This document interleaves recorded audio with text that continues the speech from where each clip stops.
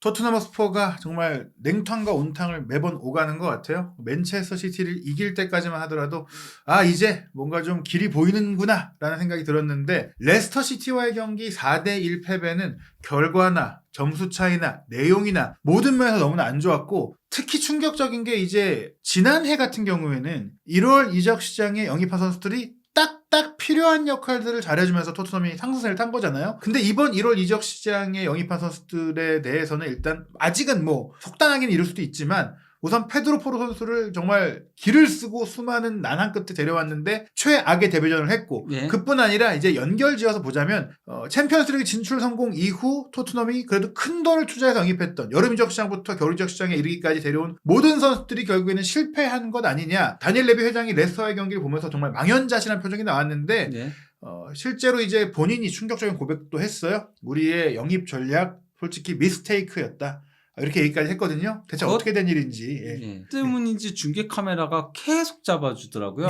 예. 거기다가 이제 그 팀 셔우드 전 그 토트넘 감독 있잖아요. 예. 그 방송에 나와가지고 그런 얘기 했더라고요. 포로의 데뷔전은 역대 최악의 데뷔전이 아닐까 싶다라고 할 정도로 안 좋았었죠. 물론 뭐 사실 맨체스터 유나이티드의 경우를 보자면 지금은 극찬을 받고 있고 호평을 받고 있는 이 리산드로 마르티네스가 첫 두 경기 뭐 신체적인 부분이라든지 그렇죠. 막 지적을 받다가 결국에 포텐을 터뜨렸으니까 이 한 경기만 갖고 뭐 이제 포로라는 선수 자체를 평가할 수는 없지만, 거기다가 예. 로메로가 뒤에 있지 예. 않았으니까 약간 좀 가혹한 환경에서 데뷔전을 치르긴 예. 했죠. 하지만 중요한 건 토트넘이 이 레스터와의 경기를 망친 과정에는, 그리고 이 경기에 발생했던 벤탄쿠르의 부상 이슈까지 포함하자면 토트넘이 올 시즌 기대만큼의 결과와 내용을 보이지 못한 이유는 결국에는 이적 시장을 현명하게 보내지 못한 후폭풍이다. 그 부분에 대해서 저희가 중점적으로 살펴보려고 하는데요. 일단 말씀하신 대로 포로의 데뷔전은 너무나 뭐 이제 이적료도 뭐 비싸고 기대치가 높았기 때문이기도 하지만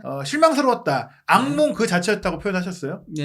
그러니까 일단 지표 자체가 아주 나쁜 건 아니에요. 그러니까 공격 관련된 지표가 뭐 패스 성공률 82%면 윙백이면은 뭐 나쁜 건 아니고요. 그리고 크로스 2번 시도해가지고 한 번 성공했으니까 50%고요. 그러면 이전 그 토트넘 윙백들한테선 볼 수 없었던 성공률인 거고, 그리고 드리블도 5회 시도에서 2회 성공이면은 성공 자체가 뭐 나쁜 건 아닌데, 이제 문제가 일단은 소유권 헤이트네스가 많죠. 13회로. 그리고 드리블 돌파도 한 번 허용을 하기도 했었고요. 그런 그 수비적인 문제들, 공을 빼앗기거나 돌파를 허용했을 때 바로 큰 위기가 토트넘에 찾아오면서 또 실점까지 나왔다. 거기다가 더 큰 문제가 이게 그러니까 단순한 지표를 그러니까 그냥 숫자로만 보면 안 된다는 거거든요. 그렇죠. 이게 그 왼쪽이 일단 드리블 맵인 거예요. 빨간색이 실패한 거거든요. 위험 지역에서 2번 실패를 했어요. 그 공을 끌고 올라가다가 잘려서 바로 뒷공간을 맞을 수 있는, 바로 쇼트 카운터로 골문이 위험해질 수 있는 자리에서 왜 공을 끌었냐. 특히 저기 그 페널티 아크에서 조금 위에 있는 저 빨간색 저 자리가 매우 위험했었죠. 그때 그 바로 뺏기면서 위기를 자초를 했었죠. 그리고 또 이제 패스도 실패가 4번이 수비 진영에서 도리어 했던 패스였어요. 공격 진영에서는 한 번 실패했고. 저기서는 사실 뭐 공격적인 패스를 보내면서 끊겨도 뭐 그럴 수 있다 치는데, 수비 지역에서 특히 이제 자기 진영에서 전환 패스를 하는데 잘렸다. 그럼 바로 상대가 역습이 들어오는 거고, 골문 근처에서 패스가 끊겼다. 바로 또 슈팅을 내줄 수 있는 상황이에요. 그게 바로 이제 저 페널티 아크 위쪽에 있는 저거죠. 그러니까 통계 기록을 봤을 때 준수해 보이나 실제 경기 때는 계속 위험하고 불안하고 흔들리는 모습을 보였다는 겁니다. 거기다가 저기 터치라인 바깥으로 나간 패스 봐요. 저건 거는 진짜 어처구니가 없는 거죠. 그러니까 어떻게 보면은 프리미어리그 첫 경기이고 토트넘에서 첫 경기니까 적응해야 될 시간을 줘야 될 수도 있겠지만, 그래도 이 선수가 지금까지 보여줬던 클래스라든지 또 평가라든지 또 몸값을 생각할 경우에 사실 이건 뭐 직결되는 부분이에요. 정말 힘들게 데려왔는데 이렇게 우왕좌왕하고 또 템포도 못 따라가고 몸싸움도 안 되고, 어떻게 보면 이제 이 선수가 온다고 했을 때 저희가 장점 단점 분석해 드렸을 때 장점은 하나도 못 보여주고 단점만 주구장창 나오니까 당연히 실망할 수밖에 없는 겁니다. 그리고 이제 페리시치 선수는 진짜 정확도도 떨어지고, 그리고 수비를 하지 않습니다. 그러니까 이 선수가 사실은 뭐 수비보단 공격적으로 이제 쓰려고 데려온 선수이긴 한데, 저는 이번 레스터 시티와의 경기에서 좀 크게 좀 이제 화가 났던 게, 토트넘의 최대 강점은 지금까지 손케 듀오의 공격력을 최대한 활용하는 축구였는데 콘테 감독이 오면서 이제 윙백 축구를 시도하면서도 지난 시즌에는 윙백들의 공격력이 그렇게 안 좋으니까 손캐듀에게 어떻게든지 기회를 만들어주는 축구를 했잖아요. 근데 올 시즌 들어서는 이제 윙백들이 공격 포인트를 생산하면서 손캐듀에만 의존하지 않겠다라는 의지를 보였는데 이게 역으로 손캐듀 중에 특히 손흥민 선수의 공격력을 뚝 떨어뜨리면서 윙백 위주의 축구를 하게 되는 게 좀 단조롭고 답답하고 그리고 수비적인 약점을 야기하고 있는데 이 경기는 특히 페리시와 포로가 함께 뛰면서 나란히 그냥 수비 호러쇼를 보였어요. 예, 그러니까 특히 이 경기는 그러다 보니까 케인 선수까지 죽어버렸거든요. 이전에는 손흥민 선수만 죽었다면 이 경기는 케인까지 전반전에만 살짝 반짝이고 그 다음에는 완전히 죽어버렸는데요. 이 경기에서 일단 패스 성공률이 57%였습니다. 이건 좀 말이 안 되는 수치. 아무리 공격적으로 움직였다고 해도 어쨌건 간에 그래도 수비 쪽에 있는 선수잖아요. 그쵸. 그러면 수비 쪽에 있는 선수면은 80% 이상 나와줘야 되거든요. 근데 57%였고 그리고 크로스 4회 시도에서 1회 성공. 그리고 이제 드리블 2회 시도에서 한 번도 성공시키지 못했고요. 예, 그 외에 이제 수비 관련된 거에서 일단 그라운드 그 경합이 2번밖에 없는 것도 문제인데 2번 다 졌어요. 그 소유권 1루 횟수가 17회. 그리고 수비 관련된 저기 이제 밑에 빨간색이 이제 수비 관련된 그거거든요. 클리어링, 슈팅 차단, 가로채기 태클 없지, 슈팅 차단 없지, 클리어링 한 번밖에 없지. 그러니까 사실은 페리시가 이 정도까지 안 좋지 않았었거든요. 이전에는 뭐 수비 기록이 좋았을 때도 있고, 뭐 크로스를 뭐 많이 연결할 때도 있고, 뭐 어시스트를 할 때도 있었는데, 시간이 갈수록 페리시가 좀 최악이 되는 게 아니냐. 물론 최근에는 이제 손흥민 선수와 동선 배분도 좀 된다. 뭐 또 프레스와의 경기는 다른 역할도 할 수 있다. 그런 긍정적인 면을 보여줬는데, 이 콘테 감독이 돌아와서 원래 본인이 또 추구하던 윙백 축구를 또 본격적으로 가동하니까 이런 문제들이 드러나고 있고 개인적인 경기력도 좋지 않고 저는 이 생각이 들었어요. 이게 그 영입 전략 실패에 대해 제가 말씀드렸는데 1월에는 포로를 데려와서 오른쪽 윙백 공격력을 가져가려고 했지만 이 선수가 일단 당장 수비적인 문제 때문에 제대로 써먹질 못했고 페리시치도 솔직히 말하면 기대에 준하는 폼을 시즌 내내 뭐 거의 못 보이고 있다. 그리고 이날 경기는 또 문전에서 그 좋은 슈팅 기회도 허무하게 날려버렸잖아요. 예, 뭐 그러니까 이 선수가 세트피스에는 좀 그래도 강점이 있어서 세트피스는 상당히 위협적이었어요. 그렇죠. 그래서 찬스 메이킹 2번, 키패스 2번이 거기서 나온 거고 이번 시즌 도움을 어쨌건 간에 팀 내에서 가장 많이 기록을 하고 있잖아요. 그거 역시도 세트피스에 기인한 거다. 그 손흥민 선수에게 골을 도와줬던 때는 이제 가운데로 들어와서 발 뒤꿈치 슬쩍 흘려주는 센스 있는 플레이를 보여줬는데 이 선수가 제가 봤을 때는 왼쪽 윙백이 지금 저술적인 역할로는 토트넘에 별로 도움이 안 된다. 그래서 저는 가장 중요한 게 콘테 감독은 사실 부임한 이후 계속 그 얘기했어요. 내 축구는 윙백을 통해서 또 이제 3백을 활용하면서 윙백 축구다. 근데 이 윙백 영입을 완벽하게 실패하면서 토트넘이 지금 망가졌다. 이 두 명의 선수가 대표적인 실패 사례라고 보고요. 또 하나는 올 시즌 최고액을 투자한 선수인 히샬리송. 이 선수가 지금 약간 좀 과장해서 말씀드리면 제가 모리뉴 감독 시절 때 비니시우스랑 뭐가 다르냐. 뭐 생긴 것도 비슷한 것 같아요, 지금 보니까.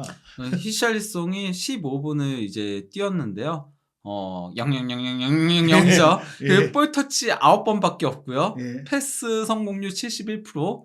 그리고 그 0.0000000이 가득한 가운데 소유권 1루 횟수 3번.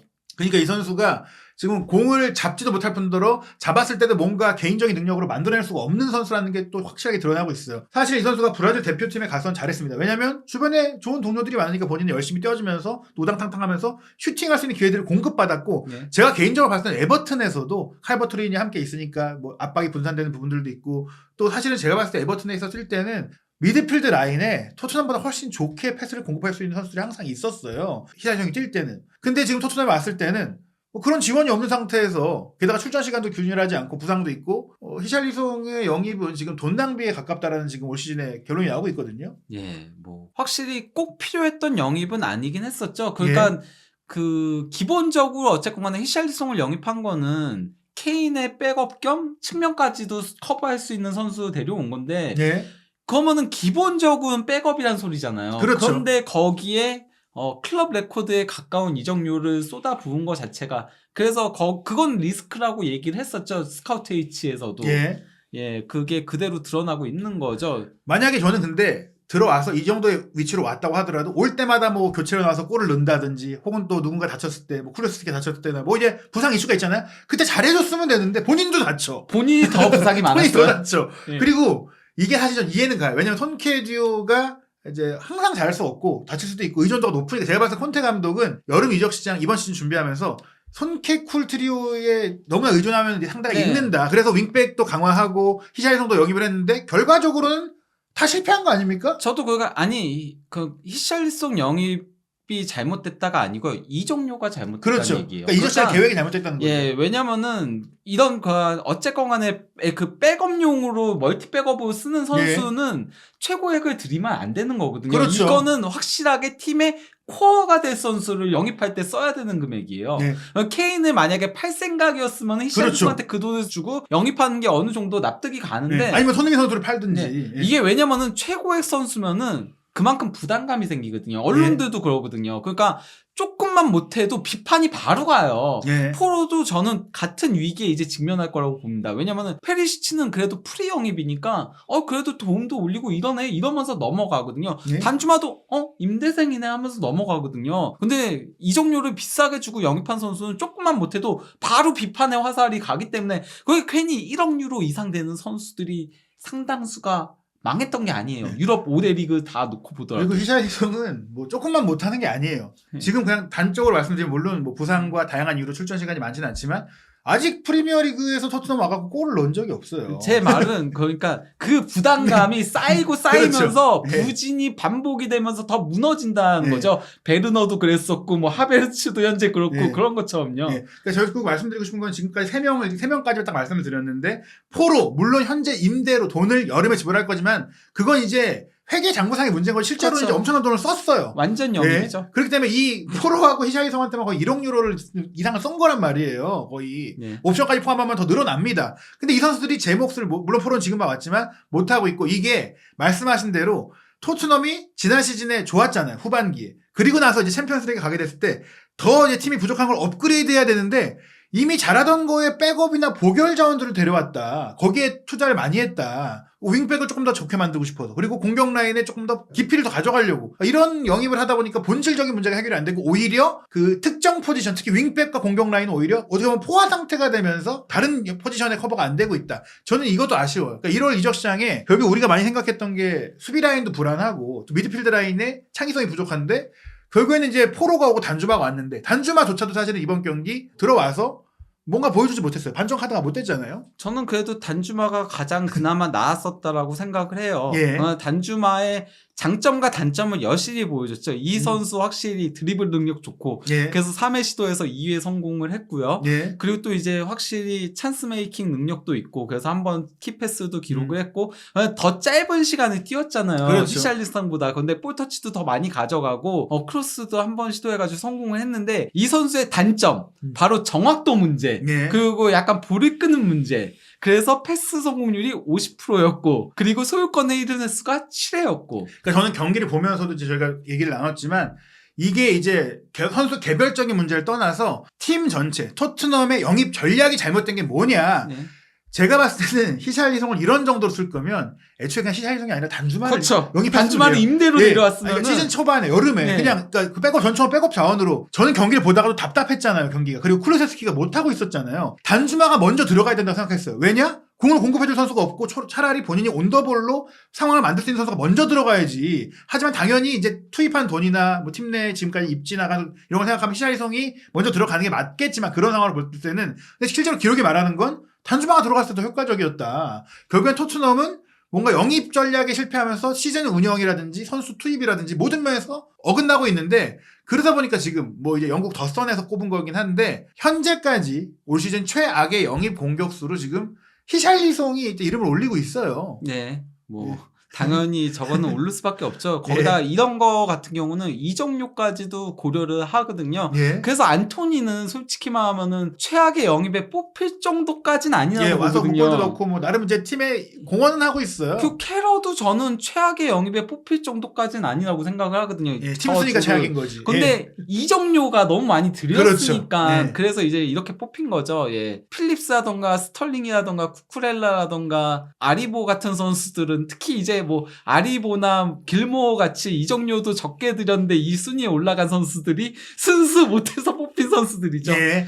사실 제가 봤을 때는 이적료 투자 대비 활약과 또 전반적인 걸 봤을 때는 이 11명 중에서도 저는 개인적으로 히샬리송이 최악이다. 예, 이적료가 많이 예. 들였으니까. 최악의 이적생이다라고 생각하는데 이거 자체가 토트넘이 헛돈을 썼다. 그러니까 돈을 잘못 쓰고 있다. 정말 중요한 건 지금 토트넘이 영입을 못하고 있는 게 돈을 안 써서 그런 게 아니라 돈을 잘못 쓰고 있고 선수 영입의 선택과 선구안이 안 좋다라는 것인데 지금 이제 영국 스카이 스포츠에서 보도한 게 그거예요. 다니엘 레비 이 토트넘 회장이 이적 시장에서의 실수에 대해서 지금 계속된 재정적인 상황을 포함해서 이제 얘기한 분석이긴 하지만 어찌됐거나 실패를 인정을 했다. 레비가 이렇게 얘기를 했다고 해요.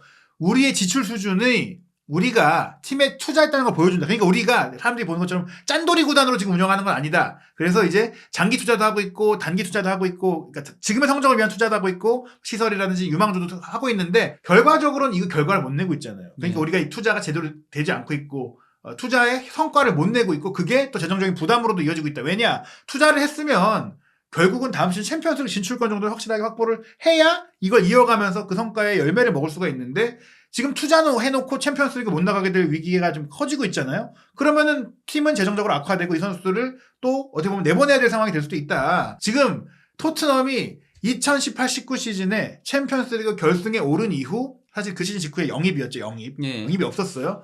왜냐면 경기장 건설 문제 때문에 그렇죠. 돈을 많이 썼는데 그리고 나서 그래도 점점 이제 투자를 좀 하긴 했어요. 지금 보시면 그 2019년 이후 영입을 잘 스카이스포츠에 정리한 건데요.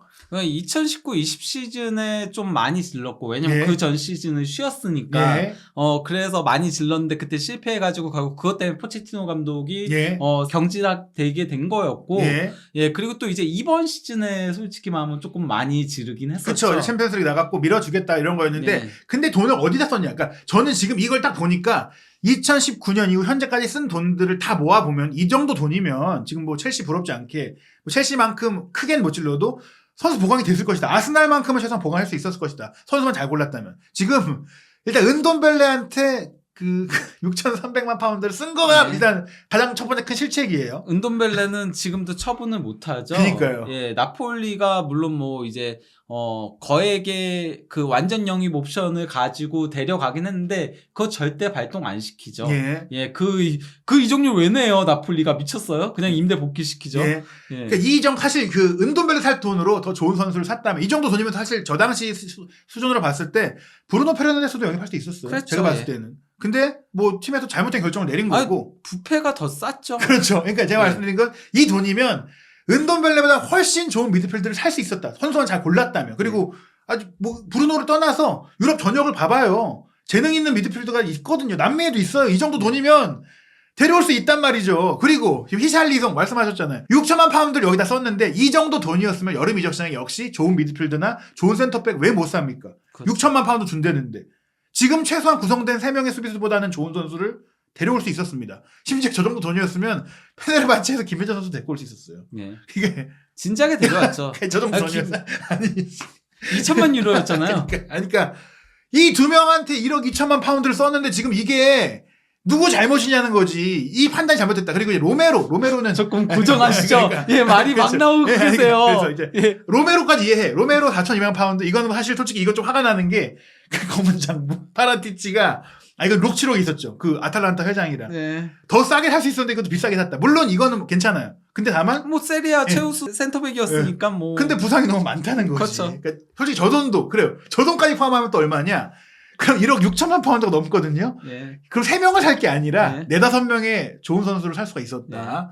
그리고 비스마 이거도 샀을 땐 잘 산 줄 알았지. 근데 3,500만 파운드에 사서 지금 완전히 거의 쓰지도 못하는. 근데 비스마도 영입했을 때 중복 영입이라는 얘기는 했었죠. 그러니까 호이비에르, 벤탄쿠르, 스킵과 비교했을 때 자신만의 뚜렷한 장점이 없는 선수를 데려갔다. 그러니까요. 근데 또 싼 돈이 아니란 말이죠. 3,500만 파운드 썼어요. 그리고 레길론, 그러니까 레길론까지 괜찮아요. 레길론은 이제 당시에 세비야에서 잘하고 있었긴 했으니까. 그리고 뭐 스페인 국대도 하고 뭐 이 선수 같은 경우는 또 그렇게 뭐 완전히 못하진 않았어요. 잘한 경기도 일부 있긴 했었어요. 이 위에 선수들과 비교했을 때는. 뭐 3,200만 파운드 뭐 썼고 그 세세뇽 3,000만 파운드 이 선수 어렸으니까 잉글랜드 프리미엄 그래서 너무 비싸죠. 비싼 거죠. 어렸다고 해도 그냥 어렸으니까 보여준 게 더 없는 건데 3,000만 파운드는 좀 비쌌죠. 그리고 이제 베르바인 2,700만 파운드 이 선수 당시에 뭐 그래도 네덜란드에서 떠올랐으니까 이 정도는 이제 잘 샀다. 베르바인은 저는 약간 좀 불쌍한 부분도 있다라고 생각을 해요.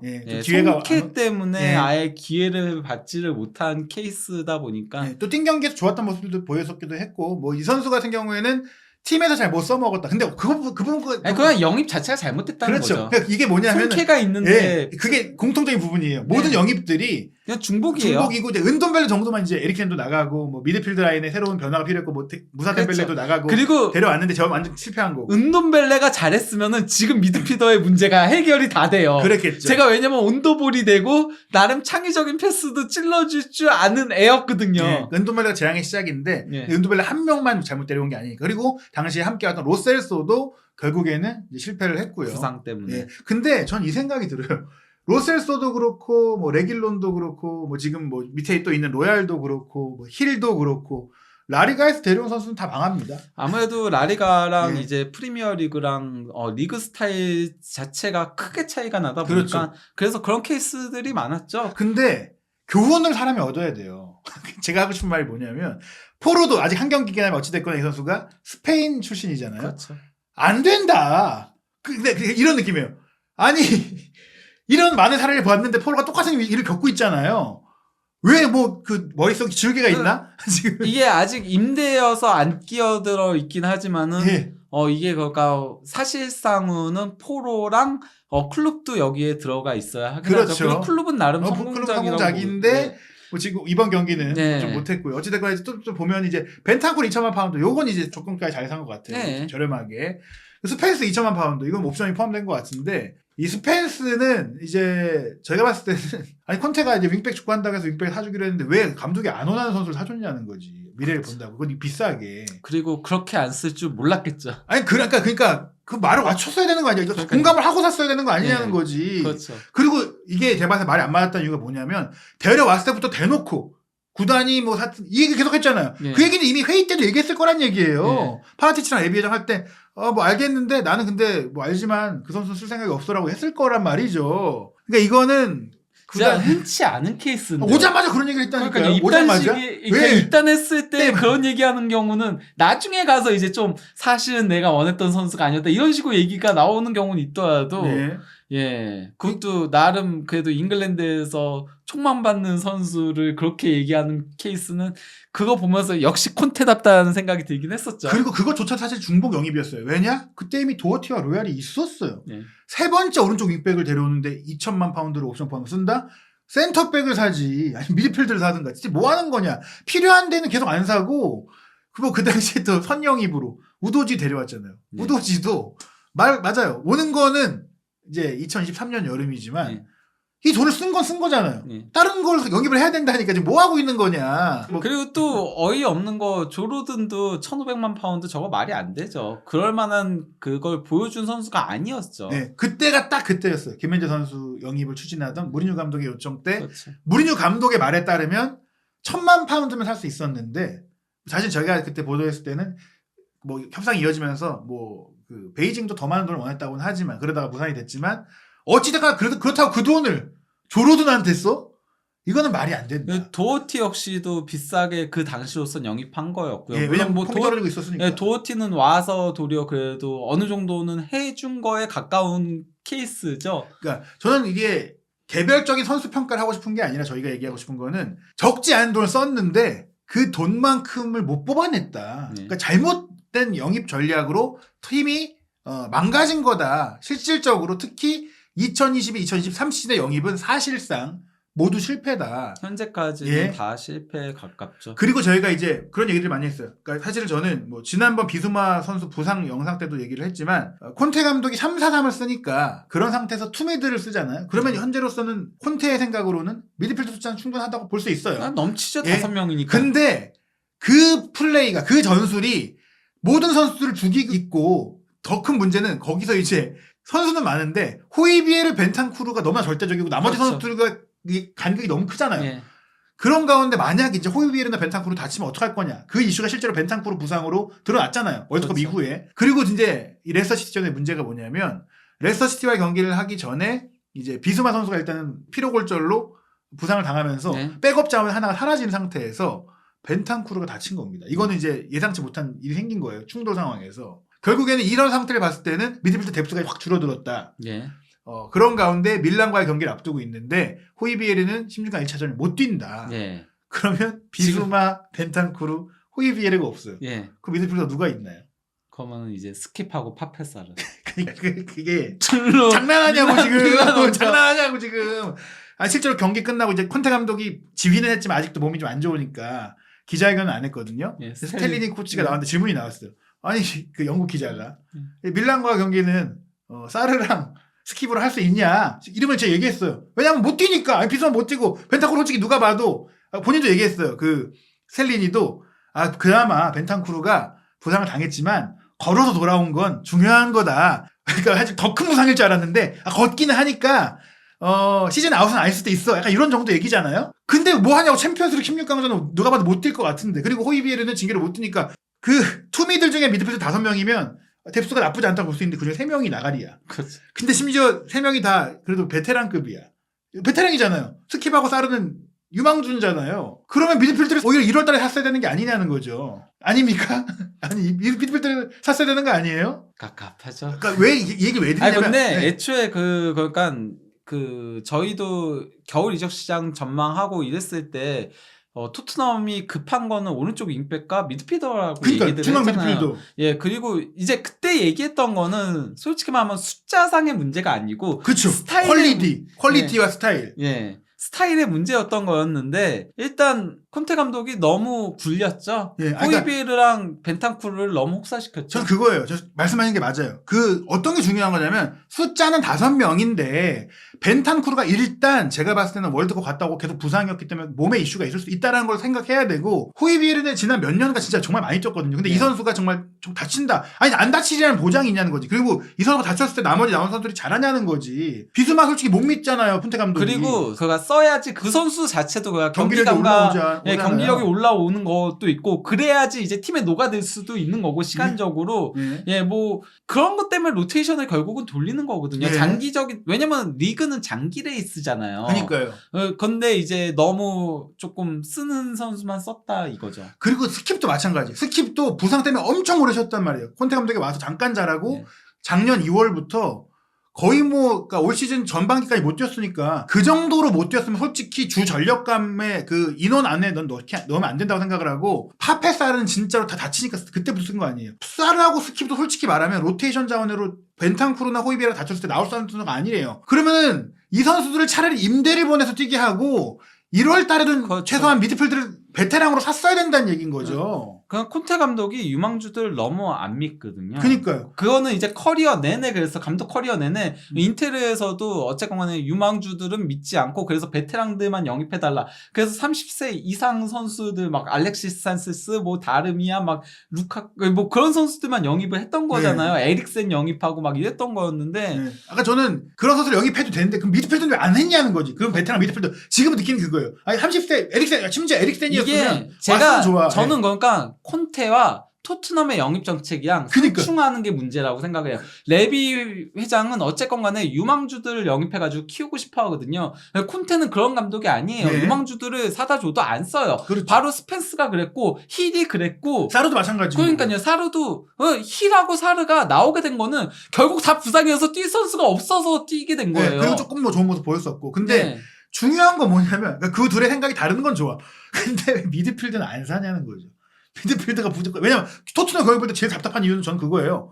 미드필드에서 공 잘 차는 선수가 없다. 패스 잘 주는 선수가 없다. 그래서 케인이 내려와서 패스하는 건데. 그리고 돈을 엄청 많이 썼다. 그렇게 심지어. 그 돈 중에 조금이라도 미드필드 샀으면 어땠을까 하는 거고. 또 하나는 저는 솔직히 내가 그 토트넘의 영입에 권한이 있었다면 센터백 미드필드부터 사고 시작했을 거예요. 수비수. 자, 오늘 산체스 탄강과 다이어. 우리 다 알잖아요. 이거 안 된다. 로메로 없는 상태의 이 선수들이 뭘 보여줘? 오늘 악몽 아니었습니까? 이번 시즌 내내 로메로가 없을 때마다 조금 악몽이 이루어졌었죠. 그냥 다이어의 약점은 어쨌건 간에 그래도 커버해주는 게 로메로였는데, 그 다이어는 그래도 본인의 장점은 있긴 하거든요. 확실한 장점은 있어요. 단점도 너무 명확해서 그렇지. 그래서 그거를 이제 주변 동료들이 커버를 해줘야 되는데, 이게 그냥 로메로가 빠지는 순간 커버가 안 되는 거죠. 그러면서 이제 산체스가 이제 굉장히 큰 이적료에 온 선수란 말이에요. 그렇죠. 근데 그 선수가 못하니까 안 쓰는 건 이해를 해. 근데 그 대안으로 오늘 탕강가가 나왔고, 탕강가는 사실 제가 봐서 더 큰 문제가 많은 선수라고 생각해요. 네. 근데 어정쩡하죠. 예. 탕강가는 그러니까 센터백도 풀백도 아닌 그런 역할을 수행한다라고 보면 되는데요. 예. 일단 뭐 다이어 같은 경우는 이 경기에서 역시나 또 수비를 안 했죠. 예. 클리어링이 하나도 없어요. 스위퍼로 뛰었는데 예. 스위퍼가 클리어링이 0이면은 이건 문제가 심각한 거예요. 일다이어는 약간 그 더미 역할을 했어요. 슈팅을 할 때 이렇게 나는 그 앞에 슈팅 불편하게 해줄게. 앞에 그냥 벽. 감으면 되는. 그러니까 서 있는 거지 이렇게. 예. 그리고 탕강가는 그러니까 전 이런 표현을 하고 싶어요. 그 영국에서 많이 쓰는 표현인데 머리 없는 닭같이 뛰었다. 예. 그러니까 지능적이지 않고 뛰긴 뛰었어 열심히. 근데 뭐 하는 게 없다. 손가락이지 못했다. 드리블 돌파를 2번 당했고요. 그리고 이제 파울을 3번 당했거든요. 예. 센터백이 파울 3번 당했다? 이거 볼 끌고 올라갔다는 소리예요. 그렇죠. 센터백이 패스를 네. 안 주고 위험 지역으로 자기의 몸을 내던졌다. 그러다 보니까 포로보다 탕강가가 더 위로 올라가 있었던 거잖아요. 그러니까 저는 포로도 못했지만 포로가 못했던 이유 중에 하나는 탕강가에 있다고 생각을 해요. 뒤에서 안정적으로 받쳐주고 네. 패스 잘 밀어주고 포로랑 그 시너지를 내야 되는데 시너지가 아니라 이건 그 이보다도 안 좋을 수 없는 상극 그냥 그런 그 조합이었고 그래서 산체스가 들어왔는데 전 산체스가 들어온 것 자체가 애초에 문제라고 생각해요. 교체해서 쫓아가야 되는데 산체스를 넣어? 애초에 탕강가를 잘못 선발로 쏟다는 얘기 아닙니까 이게. 근데 이제 그 산체스도 실수를 연발을 했죠. 그래서 소유권을 잃은 횟수가 센터백인데 3번이 그것도 14분 뛰고 나온 거예요. 예, 결국에는 이 선수들은 누구냐? 무리뉴 감독이 있을 때부터 그 욕을 많이 했던 특히 뭐 다이어 산체스는 원래 주전인 산다 라인이었잖아요. 네. 그 탕강가는 뭐 약간 그 당시까지만 해도 어렸으니까 유망주였는데 지금은 이제 아니란 말이에요. 그런 가운데 솔직히 이제 그나마 그 토트넘의 수비 라인에서 그나마 사람 같았던 건 벤 데이비스였어요. 네, 그 벤 데이비스조차도 어쨌건 간에 실점의 빌미가 되는 패스를 한 번 했었죠. 하지만 그거 한 번 제외하고는 그래도 수비적으로는 열심히 띄워줬고 그리고 이제 공격 가담도 곧잘 하면서 도리어 페리시치보다 더 측면 공략을 잘하는 느낌이었어요. 차라리 저는 이 경기 보면서 포백으로 바꾸고 벤 데이비스를 레프트백으로 두면은 공수양망보다 안정감이 생기겠다는 생각이 들 정도였고 그러니까 그 콘테 감독이 와서 그 지난 시즌 후반기에 좋은 평가 받았던 게 벤 데이비스하고 도어티 살려낸 거였었거든요. 그나마 이 선수들은 선택가 잘 쓰는구나. 그리고 포스터는 이 경기에서도 브렌트포드전도 망치고 이 경기도 별로였고 위험했죠. 플레이 자체가 불안했었죠. 그러면서 포스터도 이번에 영입한 선수인데 실패했다. 그러니까 실질적으로 저는 이번 그 2022-2023 시즌에 여름이든 겨울이든 영입한 어떤 선수도 기대에 부응하지 못했다. 저는 랑글레는 그냥 기대만큼 했다고 생각합니다. 랑글레는 안 나왔잖아요. 그러니까 얘 말은 랑글레 같은 경우도 딱 이거예요. 그러니까 수비수가 필요하다고 말씀드렸잖아요. 왼쪽 센터백이. 그 많은 돈을 거기다가 썼어야지. 그럴 거면 그래도 차라리 이럴 거면 벤 데이비스 왼쪽 윙백으로 놓고 좋은 센터백 있는 게 낫겠어요. 그 왔다 갔다 뛰면서 어찌됐거나 중요한 건 뭐냐 모든 얘기 종합하면 돈을 잘못 썼다. 토트넘은. 그래서 그 영국의 뭐 풋볼 런던과 스카이 스포츠의 평점에서 이제 다이어가 그 풋볼 런던에서 평점 3점, 포로가 4점이고 그리고 스카이 스포츠는 사실은 여기는 그렇게 극단적으로 평점을 잘 안 줘요. 못해도 5점, 4점, 3점 거의 안 나오거든요. 근데 포로 3점 나왔습니다. 그 다이어 4점, 케인 4점. 전 케인 4점 좀 이게 약간 기대치가 반영된 게 아닌가 싶어요. 왜냐면은 케인이 그래도 저는 전반전에 토트넘에서 유일하게 잘한 선수는 케인밖에 없다라고 생각이 들 정도였거든요. 후반전에 사실 케인 선수가 완전히 아무것도 못하긴 했죠. 완전 잠수 탔죠. 그래서 뭐 이 경기력 기준으로 봤을 때는 4점이 나와도 뭐 할 말은 없다라고 생각이 드는데 근데 다이어가 4점이면 케인은 한 점은 좀 더 줘야죠. 어찌됐거나 중요한 게 뭐냐 그 3백 라인 보강 실패 윙백 보강한 것 계속해서 실패하고 있고 미드필드 라인 보강 없었던 것 이게 그 토트넘의 영입 전략의 실패인 거고 뭐 그로 인해 토트넘이 후반기에도 반등을 못하게 됐다. 포화 상태인 공격수와 윙백만 영입하고 이적 시장을 마친 게 결국에 토트넘의 후반기 리스크가 되지 않겠느냐. 뭐 결국 그것 때문에 스펜스는 임대 보내고 도어티는 심지어 방출을 했잖아요. 그러니까 이게 뭐냐면은 이미 윙백이 3명이 있는 상태에서 윙백 한 명 영입하면서 2명을 정리하는 데 이적 시장에 시간을 보냈다라는 거예요. 그게 아니라 애초에 뭐 윙백을 잘 샀든지 아니면 미리 지난 여름부터 잘 정리를 했든지 아니면 이 선수들의 정리 작업을 빠르게 해결해 놓고 다른 영입들도 좀 진행을 했든지 그렇게 했어야 되는데 저 오른쪽 윙백 한 명 하느라고 한 달의 시간을 다 썼어요. 그러니까요. 영입도 바로 됐으면은 그러면은 그나마 적응이라도 됐었겠죠. 그리고 멍청하게 이건 멍청하다고 제가 표현할게요.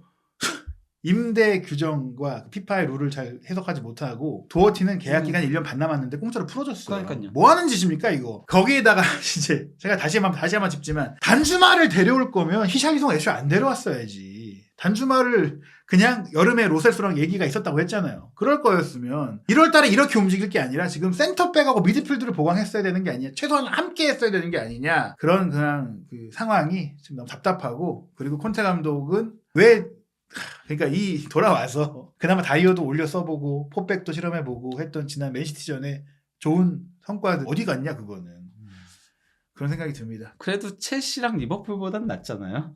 근데 저는 그게 이게 순위가 이해가 안 돼서 그래요. 이게 솔직히 전 첼시랑 리버풀보다 토트넘이 좋은 팀이라고 생각하십니까? 아니지 않나요? 물론 저 팀도 지금 엉망이긴 하지만 엉망이죠. 예. 리버풀은 솔직히 말하면 사이클이 지난 팀이죠. 그러니까 저는 이 첼시는 아예 예. 새롭게 예. 갈아엎는 팀이고요. 토트넘은 원래도 개뿔도 없던 팀인데 올 시즌 그렇죠. 케인 전반기 빠로 저 정도 성적이 나온 것이다. 만약에 그리고 어쨌건 간에 콘테가 버티기는 잘하니까. 뭐 그렇죠. 버티긴 잘하고 있잖아요. 그러니까 승점은 그래도 꾸역꾸역 쌓기는 하잖아요. 이번 경기가 조금 충격적이어서 솔직히 3골차 패배가 이번이 처음이니까요. 이게 콘테의 힘이긴 해요. 네. 이번 경기가 완전 망한 경기긴 해요. 콘테 개인한테 있어서는 약간 좀 수치스럽다라고 느낄 수도 있어요. 이번 경기 결과 자체가. 근데 그러고 나서 이제 끝나고 스텔링 코치가 이런 얘기를 했어요. 콘테 감독은 100%의 힘을 쏟을 수 없었다. 그거 그럼 하지 말았어야지. 이거 무슨 얘기냐 그게 지금. 아니 안 했어야지. 그럼 시즌이니까 누가 뭐 억지로 나오라 그랬나? 본인이 하고 있다고 온 거 아니에요. 책임을 져야지. 그래서 어쨌든 근데 토트넘이 이 23라운드 아직 남은 경기들이 있지만 네. 4위 경쟁의 불씨는 근데 꺼지진 않았어요. 네, 이번 라운드가 이상하게 무승부가 정말 많았어요. 예. 일단 이거는 연기된 경기라고 하더라도 여긴 없지만은 주중에 있었던 맨유 리즈도 무승부였고 첼시도 웨스트햄과 무승부였고 아스날도 브렌트포드랑 무승부였고 브라이턴이 이제 크리스탈 팰리스 상대로 앞서고 있다가 1대1 무승부에 그쳤고 예. 또 이제 가장 중요한 현재 뉴캐슬과 본머스가 1대1 무승부 친정팀에게 아주 그냥 호의를 베푼 에디아우 감독이었어요. 결국에 이제 사실 토트넘이 그 애초에 예상하고 기대했던 대로 레스터 시티를 이겼다면 이런 그 저조한 상태임에도 불구하고 4위가 될 수 있었어요. 그렇죠. 토트넘이 레스터를 이기면 승점 42점이 되거든요. 근데 그 절호의 기회를 놓쳤다. 다만 그 이제 경기를 돌아봤을 때는 이렇게 개떡같이 경기를 해놓고도 4위와 승점이 2점 차밖에 안 난다.